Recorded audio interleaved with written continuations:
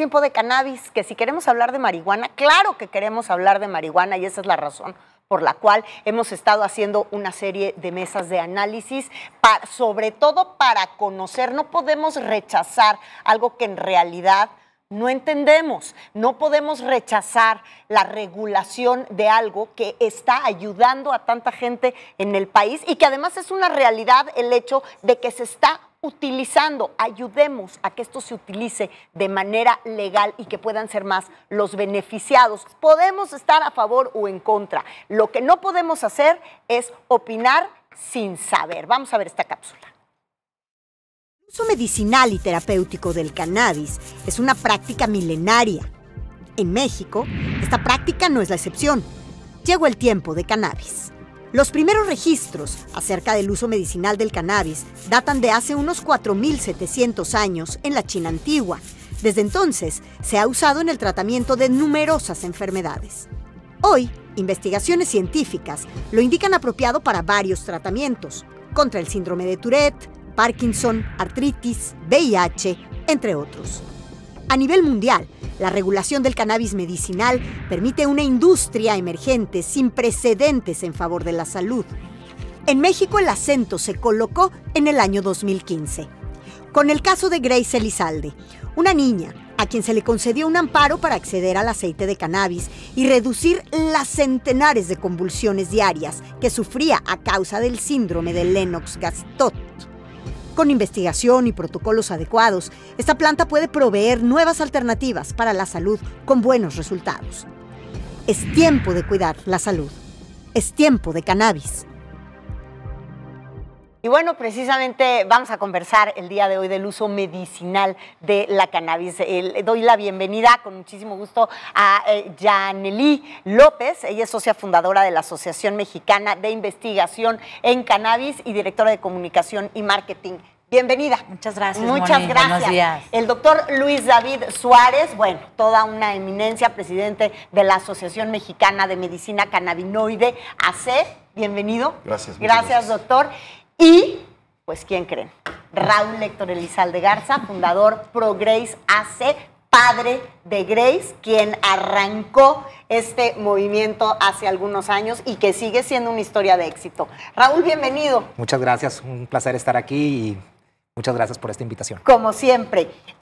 Bueno, el uso medicinal de la cannabis es algo que se nos quedó pendiente sobre la mesa.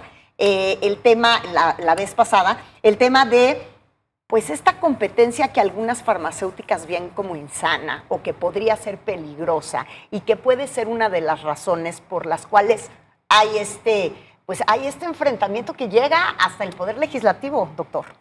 Sí, bueno, yo creo que la industria farmacéutica, si bien no ha visto por muchos años bien a la cannabis, hoy al contrario está volcada haciendo investigación y queriendo desarrollar productos. De hecho, pues hay una gran inversión de parte de las farmacéuticas que está pendiente por entrar si es que hubiese regulación. No quiere decir que sean los buenos de la película tampoco, ¿verdad?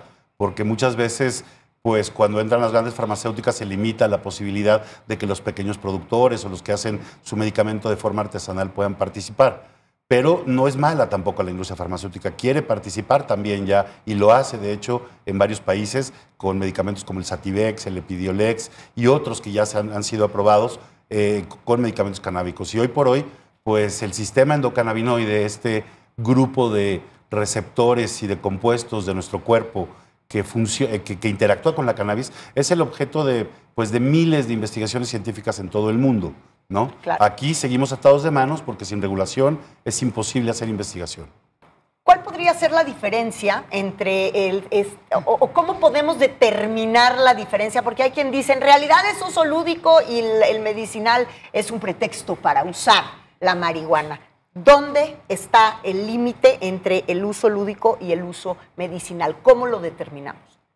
Ambas causas, Mónica, desde mi punto de vista, ¿no? Sí. Muy personal, ambas causas son cuestión de derechos humanos. Uno es un derecho a la salud y a la calidad de vida y el otro es un derecho a la libre autodeterminación, ¿verdad? No es un pretexto para empezar a regular una cosa con otra, al final son dos deportes que se viven de manera diferente. Sin embargo, todos los países han empezado a regular y a permear en la sociedad de sus países el uso medicinal. No hay que quitar el foco de que ha sido una planta bien estigmatizada y la manera en la que se ha ido permeando y el cambio en el pensamiento de la sociedad es ese, detonar los beneficios medicinales que ha traído y lo que conlleva el uso de la investigación para futuras generaciones. Hoy en día todo es un constante cambio, estamos viviendo una crisis de salud completamente espantosa y no sabemos lo que viene hacia el futuro. Entonces, con esta planta podemos investigar hacia adelante, ¿no? Incluso nuevos desarrollos farmacéuticos, herbolarios, como los gusten llamar, y de ahí al uso de la libre autodeterminación es otra área, son otras competencias, pero finalmente el cambio en el pensamiento va por el uso medicinal. Raúl, ¿cómo está Grace hoy? Muy bien, muy bien. La verdad, el caso de Grace ha sido un caso de éxito. Para nosotros el cannabidiol ha cambiado realmente la vida de Grace y no solamente la vida de Grace, Además, la vida ella generó mucha investigación alrededor de no, su caso. y generó una que se abriera la gente al cambio y al pensar que una planta no necesariamente, una planta de la cannabis no necesariamente tenía que ser psicotrópica, ¿no? Grace metió en este debate, por ejemplo, uno de los compuestos que es cannabidiol, que es un compuesto no psicotrópico de la planta y que hoy en día pues, se puede tener acceso, pero no es todo lo que necesitan los pacientes. Y esa es la problemática hoy en día, como lo hablábamos en aquel entonces, no solamente es por Grace, es por todas estas personas que hoy en día están sufriendo, que necesitan otros compuestos que tiene la planta, como el THC, que hoy en día ya tiene reconocido efectos terapéuticos y no podemos tener un producto de THC pretexto que no existe un reglamento de una ley que se cambió desde el 2017 y que hoy estamos en el 2020 esperando aún un reglamento que lo principal que debe tener este reglamento es el fácil acceso a los pacientes. Si nos vamos a un reglamento que solamente esté muy encauzado a la industria farmacéutica, va a ser un reglamento que puede funcionar, sí, pero va a ser un reglamento muy limitado. Y eso lo hemos visto en muchas partes del mundo. Hoy en día, cuando se habla en Estados Unidos del uso medicinal de la planta, estamos hablando de un uso herbolario completamente, con una regulación específica por estados para el uso medicinal. De la planta. Si nos vamos en Canadá es lo mismo. En Canadá es una cuestión que se abre el uso médico en Canadá, en todo el país, como un uso herbolario de la planta con regulaciones específicas y muy específicas, sobre todo en el THC, cómo lo vas a regular para que exista este acceso. Si vamos a hacer una regulación donde vamos a poner candados para la investigación, candados para los productos, que sea todo única y exclusivamente farmacéutico, en mi punto de vista sí es un avance, lógicamente, sí vamos a traer investigación científica, pero no va a ser un fácil acceso a los pacientes. Y eso es muy importante. Tenemos que buscar la manera que finalmente los productos lleguen a las personas que lo necesitan. Y tenemos que recordar que este reglamento que estamos esperando no es por voluntad propia del Ejecutivo, no es porque existe un amparo de un particular que lo está obligando. Entonces, ¿qué tanta voluntad política existe, no? Y eso es algo que siempre nos hemos platicado todos. Existe la voluntad política y si existe, tiene que venir con una inversión del Estado para un programa efectivo para fomentar la inversión, la inversión en la investigación, porque si no, no vamos a llegar a ningún lado y vamos a tener una ley, sí, muy bonita, que puede hablar cuestiones farmacéuticas, que puede traer inversión al país, pero que no van a llegar los productos a los pacientes. Y eso es lo que urge realmente, ¿no? Que las personas que están sufriendo tengan acceso a productos, sobre todo al compuesto psicoactivo que es el THC, que sabemos que es necesario, que sabemos que hay investigación científica que tiene efectos terapéuticos, que ya está reconocido el efecto terapéutico dentro de la ley, pero que no tenemos productos hoy en día. Por supuesto, lo que más llama la atención siempre es cuando son estos casos en niños. En niños, en este caso Grace, en el caso tuyo creo que es tu hijo Diego.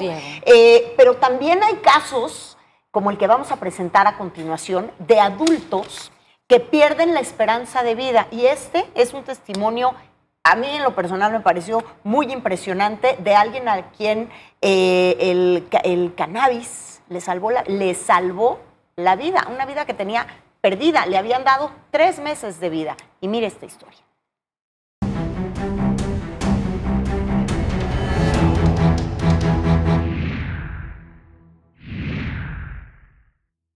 Cuando yo cumplo 29 años, mi cuerpo me presenta la factura, ¿no? Después de una jornada que hago de 96 horas corridas, sin dormir y sin nada, yo termino hospitalizado. me someten a una cirugía en donde se me remueve mi estómago por completo, la mitad de mi intestino delgado y un pedazo de mi colon. Y en menos de 6 meses, sin rehabilitación, sin decirte que la pasé mal ni nada, simplemente esta planta me da lo que ningún medicamento me había dado. Me doy cuenta que esta planta va a ser algo que me va a tener que beneficiar. Digo, ok, muy bien, lo acepto. Y quizás fui la persona más difícil de convencer a mí misma. Independientemente si te está cargando las enfermedades o no, la vida, nosotros determinamos, porque somos los arquitectos de ella, si estamos viviendo un infierno o un cielo. Entonces, yo hoy en día agradezco todo porque a mí me da esta manera de poder ver las cosas, donde independientemente de la carga o la descarga que se traiga, hoy puedo vivir. Es impresionante este testimonio. Doctor, cuando hablamos de CBD y de THC, ¿de qué estamos hablando?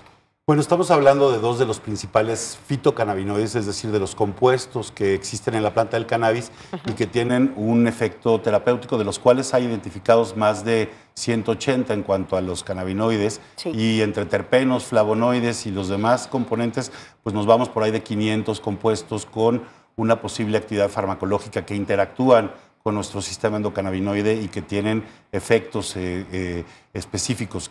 Por eso hablaba hace ratito de que hay un gran interés de hacer investigación con esta planta por la gran variedad de compuestos y la gran diversidad de cosas que podemos tratar con ella. El sistema endocannabinoide, que es una estructura que poseemos todos los vertebrados, ¿sí? Es un sistema que permite la intercomunicación entre nuestros demás sistemas. Digamos que alguien tiene que coordinar la comunicación entre el sistema nervioso, el sistema inmunológico, el sistema endocrino de las hormonas, ¿sí? Y el sistema digestivo. Y ese sistema encargado de intercomunicar a los demás sistemas se llama sistema endocannabinoide. Por eso pareciera milagrosa la planta, y cuando hablamos de un montón de aplicaciones clínicas es porque hay un montón de pacientes de cosas muy diversas que han podido beneficiarse gracias a esta planta, por esta gran variedad de compuestos que tiene, y también porque nuestro sistema endocannabinoide está en todas partes, desde nuestros receptores en la médula espinal y en el cerebro, donde es muy abundante el receptor CB1, responsable del efecto psicotrópico, por ejemplo, de ese efecto que busca el usuario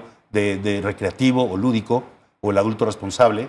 Y por el otro lado, por ejemplo, el receptor CB2, que está en todo el sistema inmunológico y que es importantísimo para regular respuestas como la inflamación y muchas otras. Entonces es una planta realmente con muchísima utilidad terapéutica, y lo que necesitamos, como decía hace rato el doctor Garza en el segmento Increíble, es una normativa, un reglamento que nos permita avanzar en la ciencia del cannabis. Como ahora se hacen trasplantes de pulmón en el país, el día de mañana podríamos estar haciendo los mejores medicamentos a base de cannabis del mundo.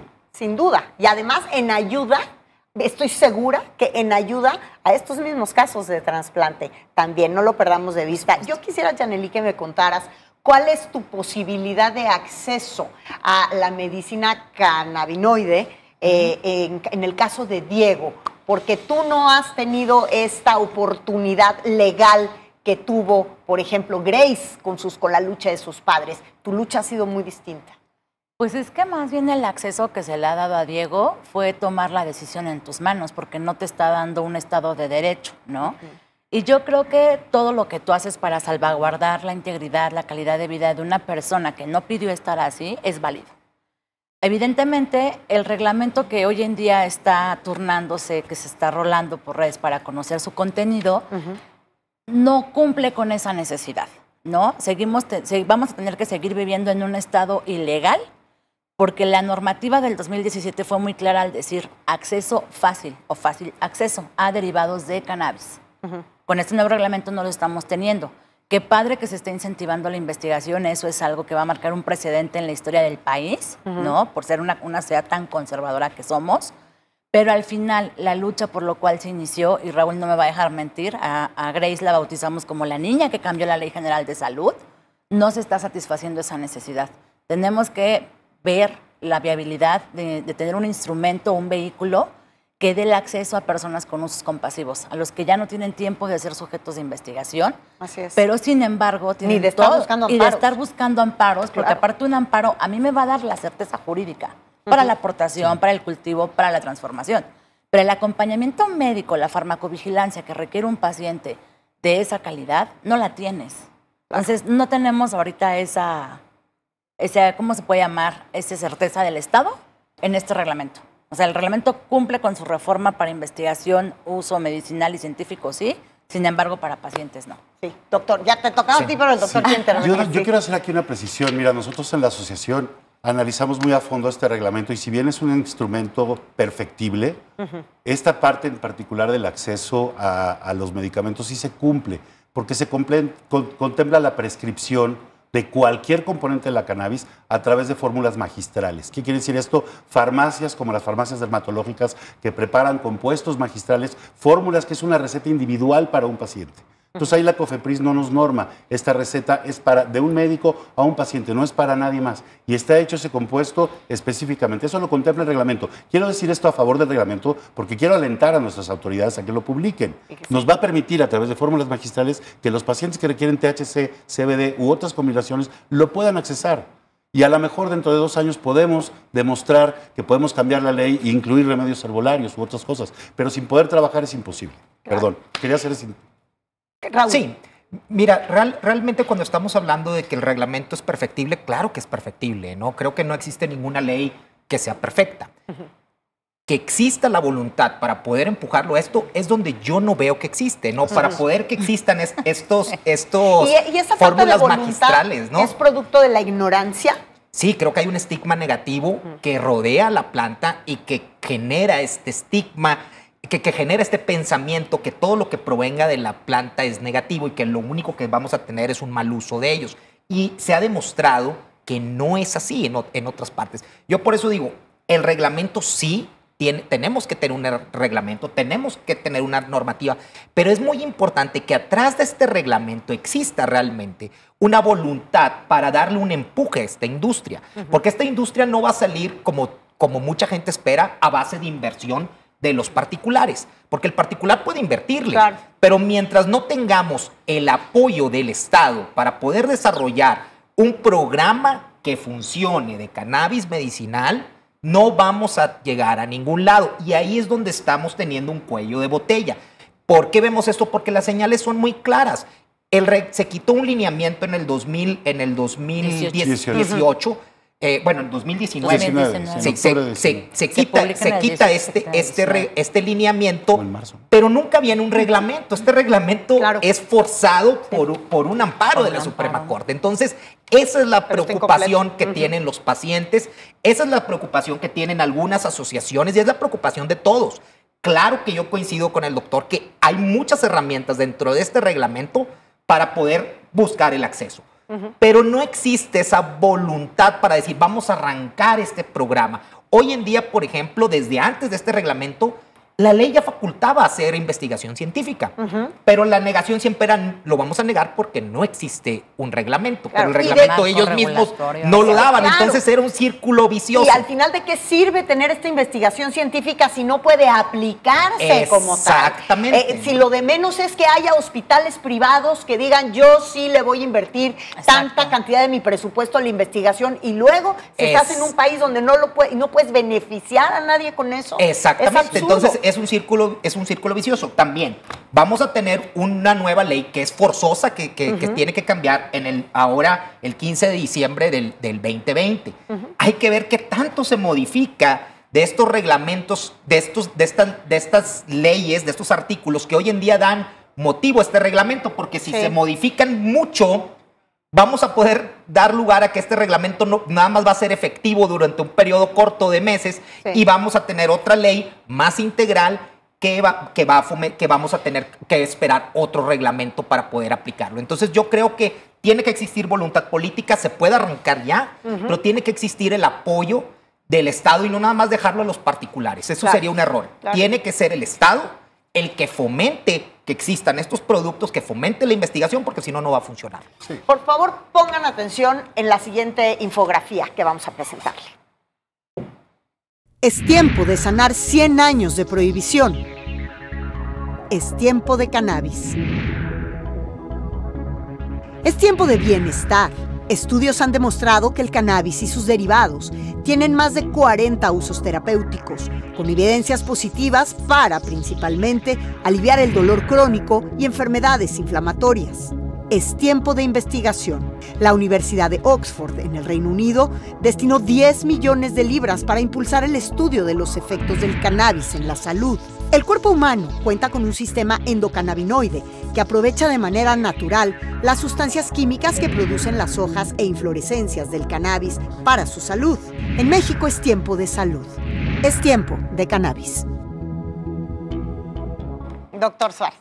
Sí, creo que nosotros estamos esperando todos, como bien decía Raúl, yo estoy muy de acuerdo en lo que decía y también Jani, esperando este reglamento porque los pacientes tienen una necesidad que es impostergable, no pueden seguir esperando que la autoridad se pronuncie, ya hay sentencias, es una sentencia, un juicio de amparo, nos llama la atención el silencio del Ejecutivo, de la Secretaría de Salud, de la COFEPRIS, que tendrían que haber publicado este reglamento el 9 de septiembre, Así que es. sabemos que ya está, que pasó Seguimos por esperando. CONAMER Así y seguimos esperando. Y los pacientes, el único que gana, es lo que hay que entender, el único que gana sin reglamento es el mercado negro, que es el que ahorita campea. Exactamente. Y nosotros como médicos no podemos trabajar, ni los pacientes pueden recibir un producto que tiene pesticidas, que no sabemos cuántos miligramos tiene de qué compuesto activo. Estamos poniendo en riesgo la salud de muchísima gente. Y hoy por hoy, tú te metes a internet y buscas cannabis, CBD, hay 400 marcas.